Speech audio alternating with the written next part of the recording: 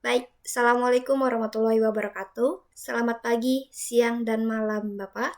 Kami dari kelompok 12 di sini kami akan mempresentasikan tugas besar probabilitas dan statistika dengan judul Analisis Hubungan Kondisi Drainase dan Probabilitas Terjadinya Banjir di Kawasan Bojong Soang. Sebelum kami mulai, izinkan kami untuk memperkenalkan diri terlebih dahulu. Perkenalkan, saya Geraldine Sakila Sahla dengan NIM 1010124000162. Ada rekan saya yaitu Nabila Syafriti BR Tarigan dengan NIM 1010124000121. Oke, selanjutnya akan dibacakan oleh rekan saya terlebih dahulu. Untuk latar belakang itu, urbanisasi di daerah dataran rendah Bojong Soang memicu hilangnya resapan air dan meningkatnya limpasan. Buruknya infrastruktur drainase akibat sedimentasi dan sampah memperparah kerentanan wilayah ini sebagai titik kumpul aliran sungai. Penelitian ini juga bertujuan untuk memetakan hubungan teknis kondisi fisik drainase dengan resiko banjir guna merumuskan strategi mitigasi yang efektif untuk melindungi dampak sosial ekonomi masyarakat. Nah, untuk kajian pustaka sendiri, kita sudah mengumpulkan 38 responden yang di wilayah Bojong Soang yang menggunakan statistika deskriptif untuk meringkas karakteristik data serta konsep probabilitas dan probabilitas bersyarat. Kita tuh sedang mengukur peluang fisik drainase yang buruk, baik, dan sedang. Secara teoritis, efektivitas drainase dalam mengeluarkan limpasan permukaan runoff saat mempengaruhi oleh faktor sedimentasi, lembah, dan integrasi antar jaringan yang secara langsung menentukan tinggi rendahnya resiko hidrologi serta dampak-dampak sosial ekonomi bagi masyarakat. Oke, di sini selanjutnya ada bab 3 metode penelitian, di mana bab 3 ini terdapat 4 poin. Yang pertama, di sini ada penelitian lokasi penelitian. Penelitian ini dilakukan di kawasan Kabupaten Bandung, yaitu Bojong Soang, dengan fokus pada wilayah tempat tinggal responden seperti Sukapura, Sukabirus, Bale Endah, dan sekitarnya. Kawasan ini dipilih karena yang pertama ada rawan banjir, terutama saat musim hujan. Kedua, variasi kondisi drainase di tiap titiknya. Kemudian yang terakhir, permukiman padat dan dekat dengan aliran air kecil. Kondisi drainase yang bervariasi dan kontur wilayah yang rendah membuat Bojong Soang ini lebih relevan untuk dianalisis dalam kaitannya dengan resiko banjir. Kemudian, yang kedua ada metode pengumpulan data. Data dikumpulkan menggunakan Google Form sebagai instrumen survei online. Pertanyaan mencakup lokasi, kondisi drainase, pengalaman banjir, frekuensi banjir, serta persepsi resiko banjir. Responden adalah warga Bojong Soang, khususnya di Sukapura, Sukabirus, Bale Endah, dan sekitarnya. Pengambilan sampel menggunakan metode convenience sampling, artinya data ini diambil dari individu yang mudah dijangkau. Survei ini disebarkan melalui WhatsApp dengan pengumpulan data berlangsung selama 1-3 hari. Metode ini dipilih karena cepat, mudah diakses, dan sesuai untuk analisis probabilitas dan statistika. Kemudian ada metode analisis data. Data yang terkumpul dianalisis menggunakan statistika deskriptif dan konsep probabilitas. Statistika deskriptif digunakan untuk menggambarkan kondisi drainase, pengalaman banjir, dan persepsi risiko. Statistika deskriptif itu melalui frekuensi, persentase, tabel distribusi, diagram batang, maupun lingkaran. Untuk analisis probabilitas, ini digunakan untuk menghitung peluang terjadinya banjir, baik secara umum ataupun secara bersyarat. Untuk probabilitas bersyarat, peluang banjir berdasarkan kondisi drainase, yaitu baik, sedang, buruk. Nah, metode ini dipilih karena sederhana, sesuai karakteristik data, dan memudahkan pemahaman pola hubungan antar variabel. Kemudian, Yang terakhir ada instrumen penelitian. Instrumen penelitian adalah Google Form yang dipilih karena praktis dan mudah diakses, cepat disebarkan via WhatsApp. Untuk jenis-jenis skala pertanyaan, itu terdapat di 4 skala. Yang pertama ada skala kategorik untuk lokasi, kondisi drainase, dan pengalaman banjir.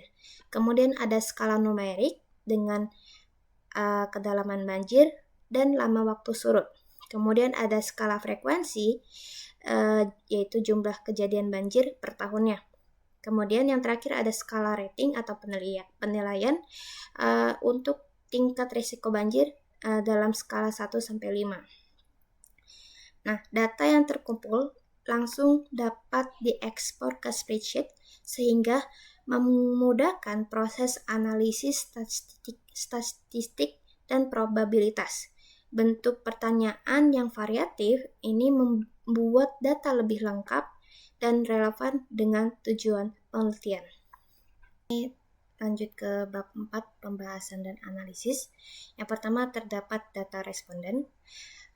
Data penelitian diperoleh melalui Google Form yang disebarkan kepada warga Bojong Soang dan sekitarnya. Total responden itu sebanyak 38 responden yang mayoritas berdomisili di Sukawirus sebanyak 44,7%, wilayah Sukapura sebanyak 26,3%, dan wilayah Balai Endas sebanyak 10,5%. Untuk lokasi lain seperti PBB, PGA, dan sekitar Borma itu memiliki persentase kurang dari 10%. Data ini cukup beragam dan mewakili beberapa titik rawan banjir di Bojong Soang. Kemudian poin kedua di sini ada statistik deskriptif. Yang pertama di sini ada kondisi drainase di lingkungan responden.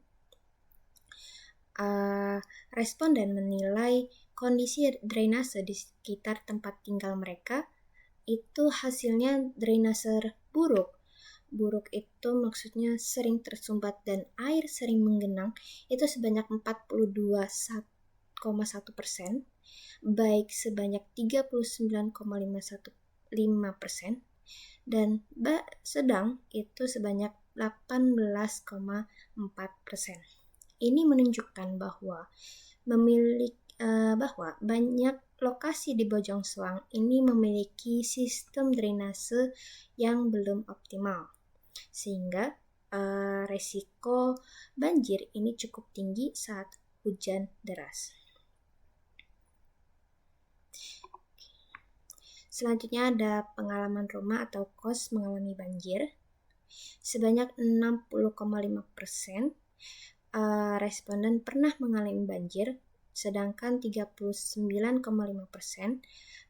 responden belum pernah mengalami banjir. Hal ini menunjukkan bahwa banjir bukan fenomena langka di kawasan ini. Berarti di Bojong Soang ini sering mengalami banjir ketika saat musim hujan, bisa hingga 2-5 kali. Selanjutnya di sini kedalaman banjir terakhir.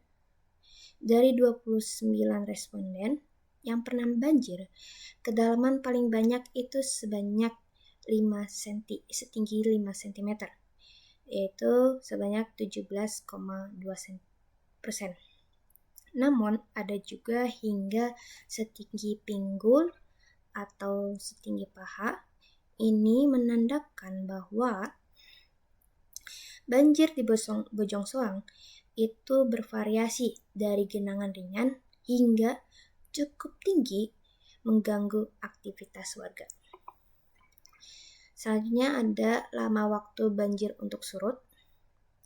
Dari 27 responden, durasi banjir surut bervariasi.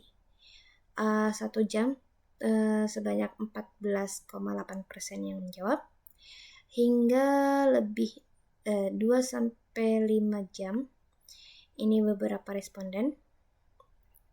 Untuk lebih dari 7 jam juga ada beberapa jawaban.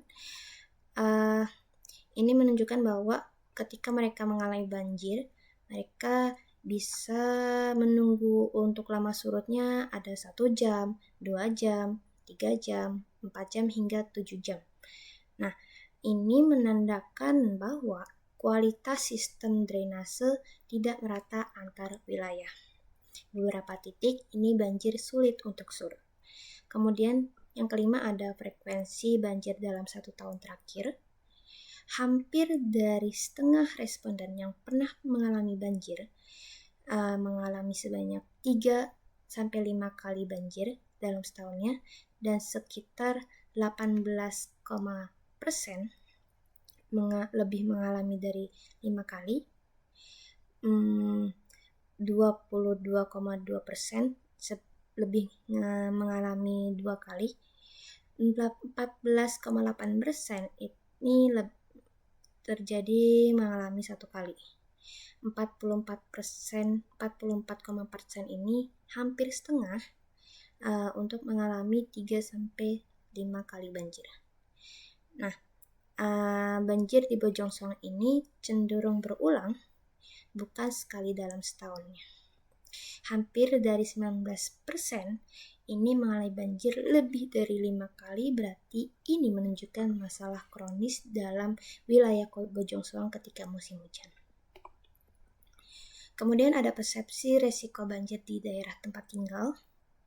Responden menilai resiko banjir skala 1-5 dengan skor 5 ini sebanyak 44,7%. Hampir setengah warga menilai risiko banjir sangat tinggi. Ini menunjukkan bahwa masyarakat memiliki kekhawatiran serius. Kemudian ada pengaruh drainase terhadap risiko banjir. Mayoritas responden percaya drainase ini sangat berpengaruh terhadap banjir. Sebanyak 44% itu percaya bahwa drainase itu sangat berpengaruh. 36,8% percaya bahwa drainase ini cukup berpengaruh. Hal ini menunjukkan bahwa hal ini mendukung analisis bahwa drainase buruk ini bisa meningkatkan risiko banjir. Selanjutnya di sini ada probabilitas banjir. Dari 38 responden, 23 responden menjawab pernah banjir dan 15 responden menjawab tidak pernah banjir, sehingga probabilitas terjadi banjir di Bojongsoang adalah 60,5%. Untuk hitung probabilitas banjir, ini kita sama dengankan jumlah responden yang pernah banjir dibagi dengan total responden yang menjawab di Google Form. 23 dibagi 38 sama dengan 0,605. Kita ubah ke dalam persen sehingga dapat 60,5%. Ketika kita menghitung probabilitas tidak pernah banjir, ini kita ubah saja jumlah responden yang tidak pernah banjir sebanyak 15 responden dibagi dengan total responden menjawab Google Form, sehingga kita mendapatkan probabilitas tidak banjir ini 39,5%. Probabilitas 60,5% ini menunjukkan lebih dari setengah responden pernah mengalami banjir, maka risiko banjir ini tinggi dan relevan dikaji terkait kondisi drainase. Oke, selanjutnya di sini ada probabilitas bersyarat. Untuk probabilitas bersyarat ini digunakan untuk melihat peluang banjir berdasarkan kondisi drainase. Karena data Google Form yang kami buat tidak menyediakan tabel silang individual secara otomatis, dengan menggunakan maka peluang bersyarat ini dihitung dengan menggunakan estimasi proporsional dari respon sesuai kondisi drainase dan pola jawaban mereka. Untuk estimasi dari beberapa kondisi drainase, ini yang pertama drainase buruk. probabilitas dari banjir dengan drainase buruk kita estimasikan untuk responden drainase buruk yang banjir dibagi dengan 16 responden mendapatkan hasilnya 80%. Untuk drainase sedang kita mendapatkan 55% dan drainase baik mendapatkan 33%. Nah, semakin buruk drainase, semakin tinggi resiko banjir. Drainase baik tidak berarti bebas banjir, tetapi peluangnya lebih rendah. Pendekatan ini valid untuk analisis tugas kuliah karena menggunakan data survei aktual dari responden dan hasilnya tetap konsisten dengan teori probabilitas bersyarat. Variabel utama dalam penelitian yaitu kondisi banjir, kejadian banjir, dan persepsi risiko banjir. Yang pertama di sini ada hubungan antar drainase dan banjir. Dari analisis probabilitas bersyarat, semakin buruk kondisi drainase, semakin tinggi peluang terjadi banjir. Drainase buruk memiliki peluang 80%, drainase baik memiliki peluang 55%, dan drainase baik memiliki 33%. Hal ini menegaskan bahwa drainase merupakan faktor utama yang mempengaruhi kejadian banjir di Bojong Soang. Kemudian di sini ada selanjutnya di sini ada kejadian banjir dan frekuensi banjir. Dari 23 responden yang pernah mengalami banjir, mayoritas mengalami 3 sampai 5 kali dalam setahun. Dan hampir 19% lebih dari 5 kali. Pola ini menunjukkan bahwa banjir di Bojong Soang bukanlah kejadian insidental, tetapi bersifat berulang. Frekuensi tinggi ini erat kaitannya dengan kondisi drainase yang belum optimal dan topografi dataran rendah di wilayah tersebut. Kemudian, drainase dan persepsi risiko banjir, data menunjukkan bahwa lebih dari 57% responden menilai risiko banjir di daerahnya tinggi, dan lebih dari 80% percaya bahwa drainase mempengaruhi banjir. Hal ini konsisten dengan probabilitas bersyarat yang telah dihitung sebelumnya, yaitu semakin buruk drainase, maka semakin tinggi juga risiko banjir. Kesimpulan dari ketiga variabel ini saling berkaitan dan saling menguatkan. Drainase buruk meningkatkan 80%, drainase baik sedang masih berisiko 55%, dan drainase buruk menurunkan risiko menjadi 33%. Dan persepsi risiko masyarakat tinggi sejalan dengan kondisi nyata. Dari WhatsApp ke grup-grup ataupun media sosial. Yang pertama di sini ada deskriptif Google Form. Kemudian di sini ada bentuk pertanyaan dengan skala kategorik, yaitu ada di mana lokasi rumah atau kos Anda, bagaimana kondisi drainase atau saluran air di sekitar rumah atau kos Anda, apakah rumah kos Anda pernah mengalami banjir. Nah, ketika di sini para responden menjawab ya atau tidak, jika ya, mereka harus menjawab pertanyaan ini. Ketika tidak, mereka bisa langsung mengirim Google Form ini. Nah, selanjutnya jika ya, berapa kedalaman banjir. Nah, ini merupakan skala numerik, yang mana nanti hasilnya itu bakal berupa angka ataupun bisa dengan deskriptif. Kemudian jika ya, berapa lama waktu banjir untuk surut, ini juga termasuk skala numerik. Kemudian di sini ada skala frekuensi. Frekuensi dalam terjadinya banjir dalam 1 tahun terakhir.